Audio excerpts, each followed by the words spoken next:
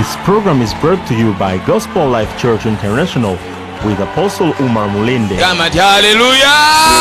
Amen! Not by might, not by power, but by the Spirit of Jesus Christ. Miracles, signs and wonders are happening. Omutume Umar Mulinde akwaniza mu kusobola okwenjawulo ku Sunday eno awo ku Gospel Life Church International Namasuba okuliraana stage ya taxi mu Sunday service ezijjudde essanyu ery'Omwoyo Mutukuvu n'ekigambo ekijjudde amaanyi ga Katonda ng'omutume Umar Mulinde abuulira ekigambo eky'amaanyi n'okusaba okw'obuwanguzi. Service esooka yakutandika ku ssaawa 2 ez'okumakya, olwo ku ssaawa 4 service ey'okubiri omunaabeera okusumululwa abalina ebizibu n'endwadde baakusabirwa. Okusabirwa kwa bwereere, tosubwa. Yesu alokola era awonya. Ffenna tusisinkane ku Gospel Life Church International Namasuba okuliraana stage ya tax. Katonda ffe mukulu nnyo. Ebigenda maaso mu ggwanga lyaffe, abantu bangi batuusibwako obulabe, omwoyo w'okutemula okutta abantu ali mu ggwanga lya Uganda.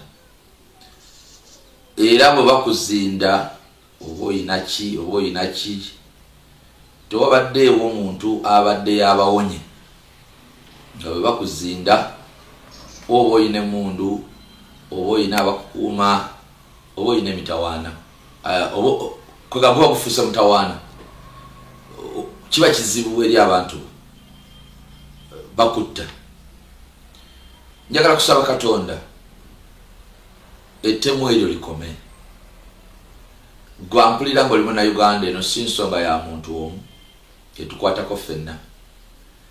Basooka ne batta abawala ku nguudo, abatonda kati bawala benzi nga bwe balowooza, ne badda ku bamaseeka, abantu kati bwe batyo kati ne badda ku bapoliisi, ne badda ku bantu bonna. Owuliriza ekigambo ky'olunaku n'omutume Umar Mulinde okuva ku Gospel Life Church International Namasuba. Naye nno ekyewunyo kyabaddewo, bannomba mu birabye mu mawulire g'Empapula TV olwokubiri, naye Katonda wa Bayibuli, omunundizi wange, omutukuvu wa Isirayiri n'amponya. Kati njagala okusabira eggwanga lino Mukama ayongere amagezi ag'enjawulo mu bakuuma, ate Katonda ayongere obukuumi obunene mu bantu banna Uganda. Mukama akukuume. Nsabe sala bwetyo kubanga amafuta agagisaba nga lina ze Mukama ntaasizza banjira acid Yesu n'amponya. Mpise mu bintu bingi. Katonda alaze nti ali wamu nange. Kyenva nkusabira Katonda nnwaniridde akulwanirire. Kugambye ennaku zino buli gwe balumba bamumalawo, buli gwe balumba bamuzikiriza, buli gwe balumba oba alina emundu balina abakuumi. Era kino kyandeetedde n'okujjukira ekyawandiikibwa kigamba Mukama Katonda bw'atakuuma kibuga abakuumi batawanira bwereere. Njagala kusomera olunyiriri lw'ogenda okutambula nalwo, ate n'essaala ze nkusabidde Katonda akuwanguze, kuba Katonda ffe yekka alina amaanyi omuntu yenna g'atalina. Ebyandika bigamba mu Zabbuli ey'E138 olunya olw'omusanvu lugamba, newankubadde nga ntambulira wakati mu nnaku oli nzuukiza. Kino akyogeranga eyalina ennaku ng'emusse, ali mu buzibu, ali mu mitawaana. Nagenda oligolola omukono gwo ku busungu bw'abalabe bange, n'omukono gwo ogwa ddyo gulindokola. Gw'abadde abuusabuusa ebyawandiikibwa labira ku nze, abantu b'essimanyi abanoonya okuzikiriza obulamu bannyingirira mu kiruwo. Ye Katonda wabeeredde ow'ekisa, wadde abalala babalumba misana ne babazikiriza. Katonda yankuumye. Nsaba Katonda akukuume, nsaba Katonda akuwanguza abalabe bo. Era ekyandika kigamba olw'omunaana lwaki agenda kukulokola, kubanga Mukama alituukiriza ebigambo ebinfaako. Katonda alina future ya buli muntu, era gwa planning okujja muntu munno ku nsi, kitegeere naawe olunaku lumu ojja givaako. Ate omuntu gwayagala okujja ku nsi waliwo Katonda yamuteekako.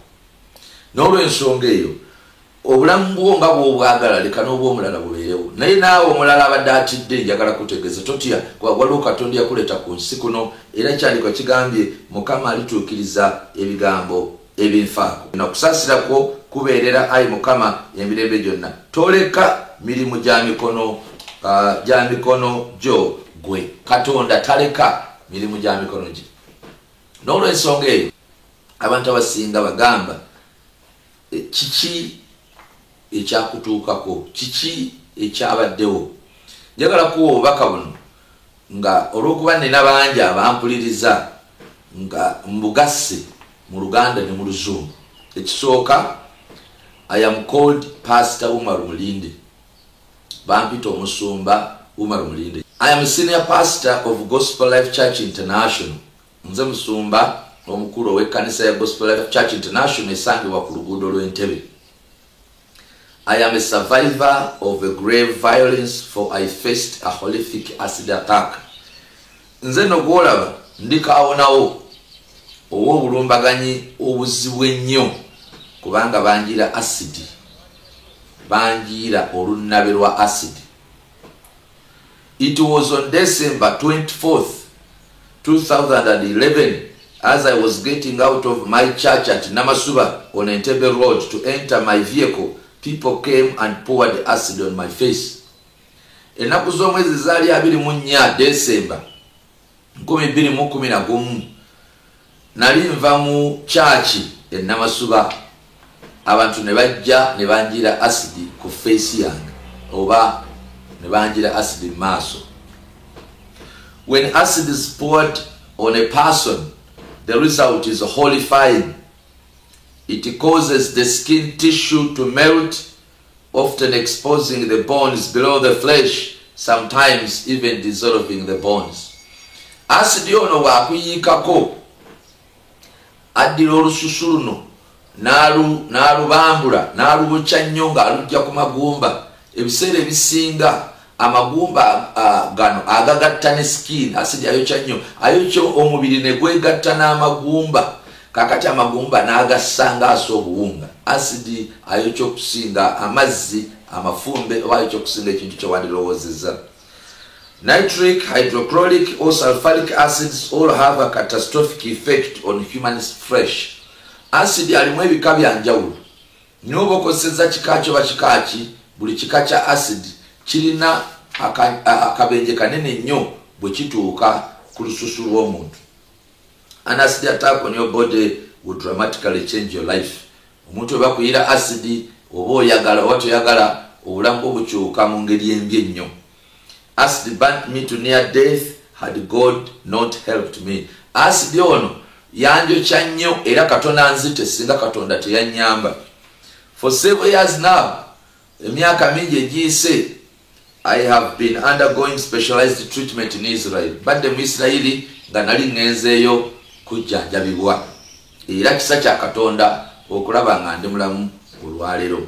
But what is more scaring now is that not only are the culprits not yet arrested, but even the file of that attempted murder case was stolen from police. Ng'ogyeko ekyokubeera nti abanjira acid tebabakwata. Naye kino kyewuunyisa nti fayiro y'omusango poliisi tesobola kugiraba, temanyi weeri, bagigibbako, bagitwala. And again, on Tuesday last week, I was almost murdered. Kakati kino ne kyewuunyisa, fayiro eri bagitwala, kadate ne ku lwokubiri ne bannegezaamu okunzita. Regardless of the fact that I'm guarded by police, thugs succeeded to break into my home at night without being noticed. Ng'ogyeko nti bwe nakomawo mu Uganda, gavumenti yampa obukuumi. Police ekuuma ekifo wembeera, ekuuma ekyaki yaffe n'ebifo ebirala. Nekyewuunyisa engeri abantu gye basobodde okubabba amagezi oba kubayita mu Luganda tukiyita okubayita kulitalaba ne bagezaako okwagala okunnyingirira okuntuukako. Naye ekisa kya Katonda ekyandikibwa kikugambye Mukama bw'atakuuma kibuga omukuumi atawanira bwerere oli aso okulumba omuntu ng'akimedde ddala ina ne police naye ate atayina kitegeeza ti Katonda ye mukuumi asinga era tumwesige. I narrowly survived this close attempt on my life and I must really thank God. Nawonedde watono bayita ku lugwanyu ni Katonda yeebazibwe kubanga yamponyeza. The investigations commenced early Wednesday morning. Kunoonyereza kwatandise ku Lwokusatu, but no culprit has yet been arrested. Naye tewaliwo muntu yenna gwe baakutte ku nsonga eno. Based on my background, experiences and evidence within our hands, it's clear that these attacks are connected to religious extremism. Okusinziira ku byemmanyi ebinfaako n'egyenvudde wange n'okumanya kwe nnina n'obujulizi bwe tulina mu mikono gyaffe kirabikira ddala nti obulumbaganyi buno bwekuusa ku muze ogw'obwannalukalala. It should be noted that for over 20 years there has been a systematic raising of religious extremism in Uganda. Kikulu nnyo mukitegeere nti okumala emyaka 2 egiyise wabaddewo abantu abeekunga okukola okuteekawo obwannalukalala mu Uganda. Omutume Umar Mulinde akwaniza mu kusaba okwenjawulo ku Sunday eno awo ku Gospel Life Church International Namasuba okuliraana stage taxi mu Sunday service ezijjudde essanyu ery'Omwoyo Mutukuvu n'ekigambo ekijjudde amaanyi ga Katonda ng'omutume Umar Mulinde abuulira ekigambo eky'amaanyi n'okusaba okw'obuwanguzi. Service esooka yakutandika ku ssaawa 2 ez'okumakya, olwo ku ssaawa 4 service ey'okubiri omunaabeera okusumululwa abalina ebizibu n'endwadde baakusabirwa. Okusabirwa kwa bwereere tosubwa. Yesu alokola era awonya. Ffenna tusisinkane ku Gospel Life Church International Namasuba okuliraana stage tax.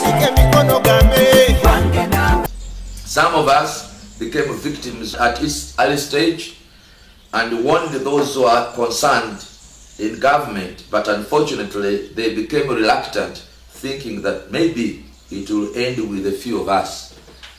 Abamu kuffe tubadde victim kwegamba ensonga eno ebadde ejja etucunya abantu bano nga bakolera mu kyama nga bajja batucunya, era twagezaako okunnyonnyola abantu abalabika nti bekikwatako naddala mu gavumenti, naye twewuunya nti abamu bakirowooza nti oba oliawo kinaakoma kuffe ensonga ntonotono, naye literally they know kye bataamanya that religious extremism kyobwannalukalala buno naddala nga weekuusa ku nzikiriza is a double-edged sword, kitala kya bwogi bubiri, that begins with a purported enemy.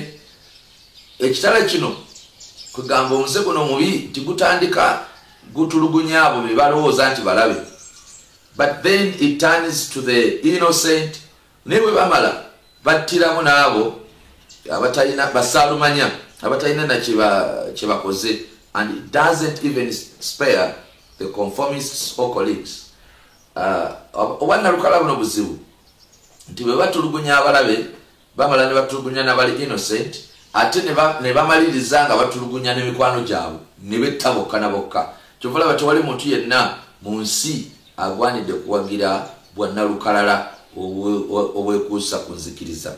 If you may recall, wobanga onojjukira, I was burnt with acid at the end of 2011. Banjokya acid ng'omwaka gwa 2011 gugwako, and from then okuva ku olwo many have been brutally murdered in an unusual manner. Okuva lwe banjira acid emabega ku 2010 ate sikyali kalekaleko, naye okuva lwe banjira acid omwaka ogwo gwalinganga kiggulawo, ekikolo ekyankolebwako kyalinganga kiggulawo okutandika okutirimbula abantu mu ngeri eyewuunyisa. Era ojja kukijjukira oluvannyuma lwabanjira acid awaawaawo waliwo abantu bangi nga mulimu n'abakulembeze b'enzikiriza abalala abattibwa, abatirimbulwa mu ngeri y'ekyonoonere. I think kati nze ndowooza if those who handled my case were serious enough, abo abanoonyereza ku musango gwange singa baali bataddemu kwa amaanyi okusingako, they could have averted some danger, because the people who burnt me later on through letters threatening more violence against other Ugandans, singa bateekamu amaanyi agawerako, bandibadde balina obulabe bwe bastopins oba bwe bakomeza. Kyandiyambyeko nnyo, kubanga bano abanjokya basuule amabaluwa nga bamaze okunjokya. Amabaluwa gano nga galimu ebigambo ebitiisatiisa okukola obulumbaganyi ku bannayuganda abalala. Kati singa amabaluwa gano abaali banoonyereza baagakozesa ng'ensonga, oboolyawo bino ebyagwawo oluvannyuma lw'okukyakusa omulinde 2011 ebyaddirira ebyo baali basobola okubitaasa oba n'okutaasa abakulembeze b'eddiini abalala abaali bagenda okutuusibwako obulabe. Believe it or not, kino kikkirize, it's more likely that an illegal network within key positions has been established. Kino tujja kukigaana naye kikkirize nti mu bantu ng'oggyeko bano bennyini abakola obulabe, abatta bannaffe, abatutuga, abatulumba, abatuyira asidi, abawamba, abakidnapping, abasalako abantu engalatebana bebatta ne basaba ssente, abakuba amasasi, waliwo ng'oggyeko abo, waliwo network ey'abantu abalala gye tulina okutunulako, ng'abo bo bali mu ffe, balina mu bifo ebimu ebyabukulembeze. Nga bano kye bakola, these planted agents are making sure that perpetrators will never be arrested. Bafuba nnyo okulaba nti abantu bano abakoze ebikolwa tebakwatibwa oba tebavunaanibwa, but instead they do everything to subjugate the victims or witnesses. Wabula kye bakola kwe kulabika nti wabaawo obujulizi obwo babutta, okunoonyereza omusango ne bakutta. Kati fe abasaba naddala mu abandaba nga musaba ekyo kisabire, ng'oggyeko bali abakyamu abajja okutemula, waliwo bano abatta obujulizi bali baleme kukwatibwa, waliwo bano ababakweka. Bayibuli egamba abantu tebabikola naye bawagira ababikola, abo nabo bantu bazibu nnyo. This can explain, kino kisobola okunnyonnyola why criminals are succeeding to outplay our national security. Gwete weewuunye abantu abo bonna bandibadde bayinza batya okola ebikolobero ebyo ne batta abantu niwe bulwayo omuntu yenna conclusively kwetuga nti oyo ye yakikolera ddala era oyo avunaaniddwa. It's a build-up that has been ongoing for some time. Kunze ali mu nsonga eno ate nga ndi victim, njagala kutegeeza bannayuganda abasaba musabe buli alina ekyokukola kikole. Kino kibadde kizimbibwa okumala ebbanga.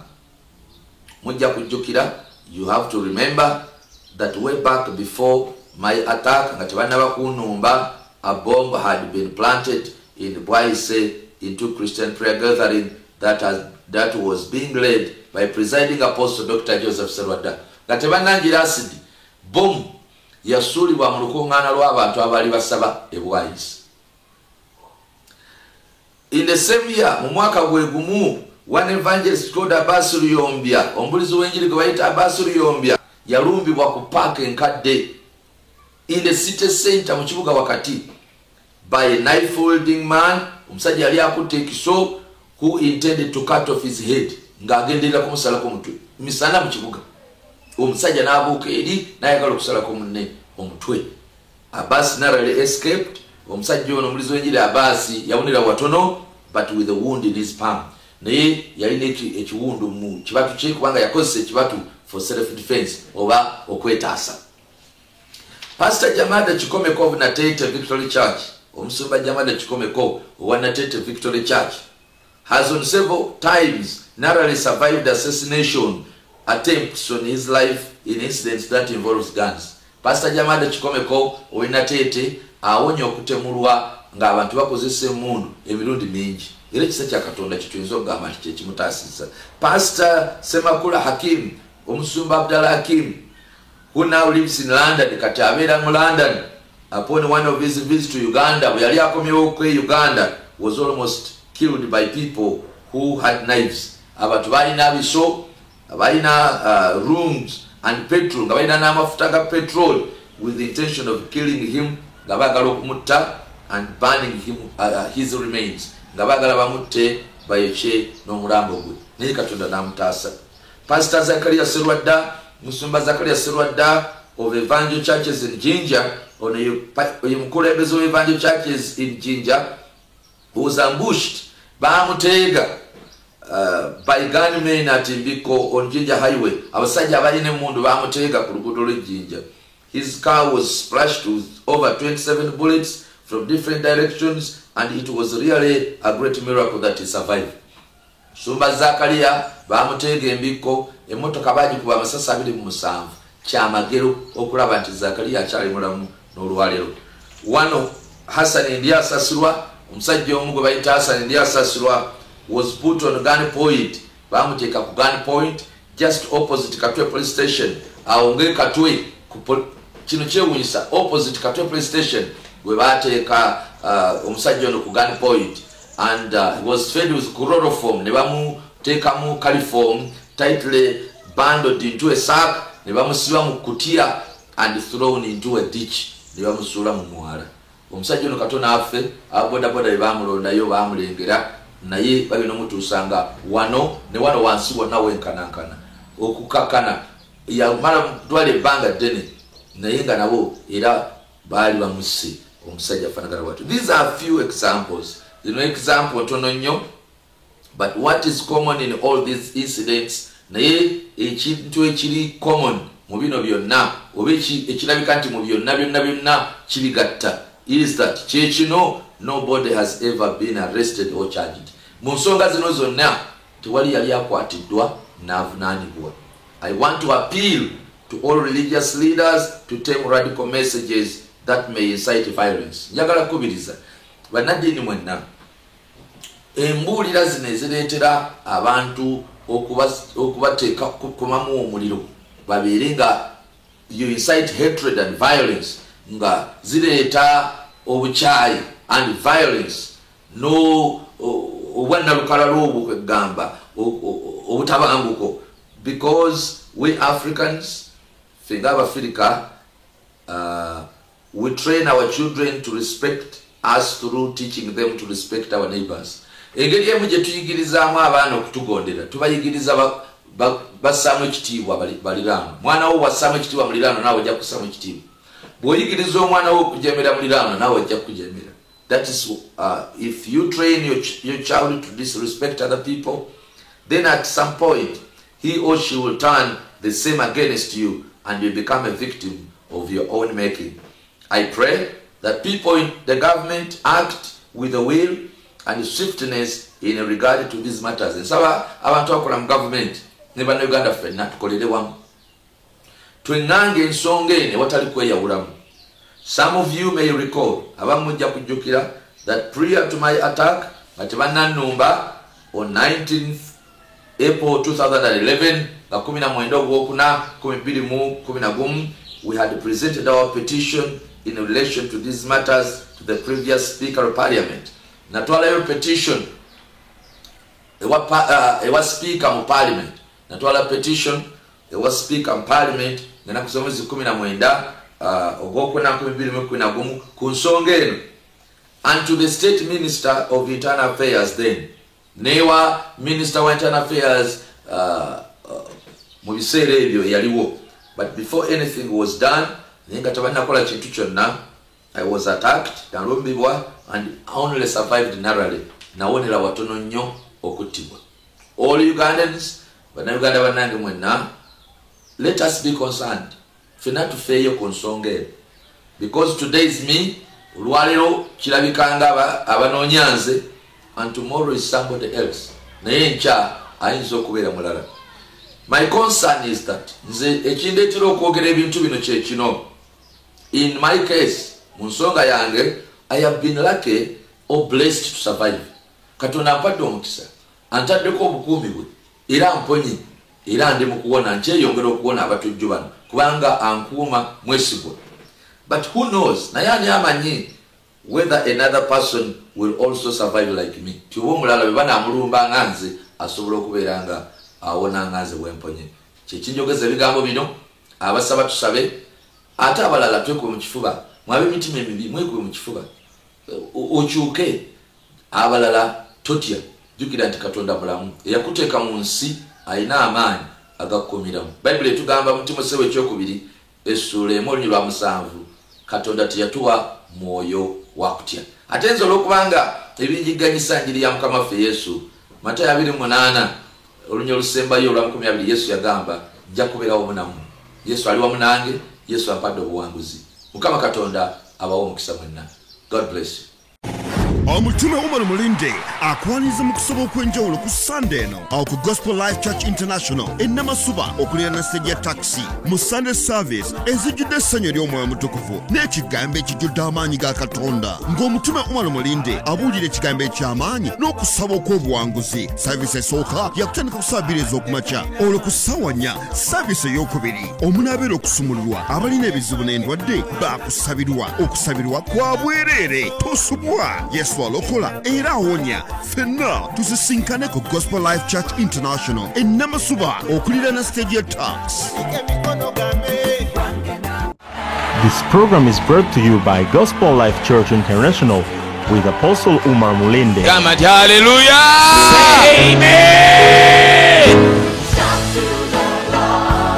Not by might, not by power, but by the Spirit of Jesus Christ. Miracles, signs and wonders are happening.